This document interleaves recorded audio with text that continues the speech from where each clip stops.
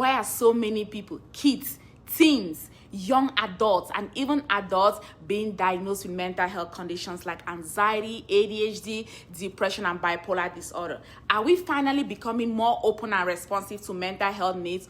Or are we sometimes rushing to diagnose? Let's look at the latest data. Let's explore the social and clinical shifts that is happening and talk about how we both as professionals and as a society can move forward with insight, compassion, and responsibility.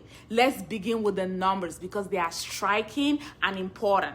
A 2023 report from the CDC showed that more than 1 in 5 U.S. adults, which is about 23.1%, received mental health treatment in 2022. That is an increase from 21.6% in 2021.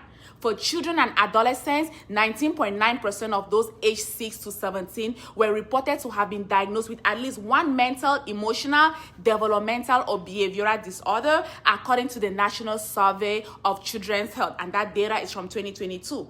Among these youths, 11.4% of children aged 3 to 17 were diagnosed with ADHD. 10% of children aged 3 to 17 had current diagnosis of anxiety. 7% of children aged 3 to 17 had current diagnosis of behavioral disorders. 4% of children aged 3 to 17 had current diagnosis of depression. What is even more concerning is that co-occurring conditions are also increasing. For example, children with both ADHD and anxiety, or adults with both depression and PTSD.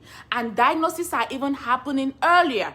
Research shows that the median age of onset for ADHD is 6 years, with severe cases diagnosed as early as the age of 4. Anxiety disorders often begin by the age of 6. Depression typically begins around the age of 13, though it is increasingly being recognized even earlier. For many adults, especially women and people from minority communities, ADHD and anxiety are being diagnosed much later in life. That's because the signs were often missed when they were kids. So it is clear that things are changing. But what is really causing this increase in diagnosis? We are living in a world where mental health is becoming part of daily conversations on Facebook, TikTok, Instagram, YouTube, and even in the workplace.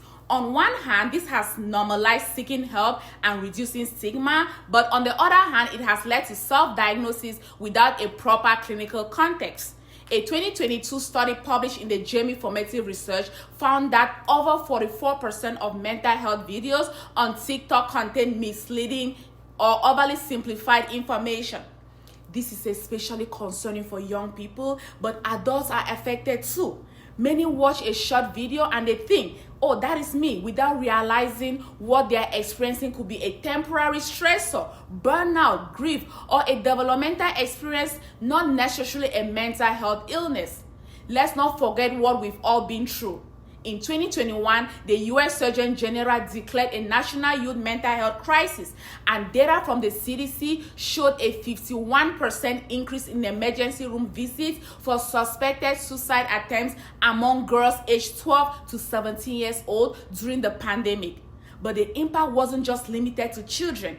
Adults faced job loss, caregiver burnout, isolation, increased alcohol use, loss of loved one, anxiety about the future. The pandemic didn't just destabilize healthcare systems, it destabilized our emotional safety net. As a healthcare provider, I saw both children and adults coming in feeling overwhelmed, burnout, emotionally exhausted. In some cases, these symptoms reflected a true mental health condition. In other cases, they were normal responses to very abnormal times. That distinction matters. As a psychiatric mental health nurse practitioner, here's what I have learned. We are seeing two powerful realities that are colliding. The first one, there is increase in awareness, access, and acceptance, especially in communities that were previously overlooked or underserved.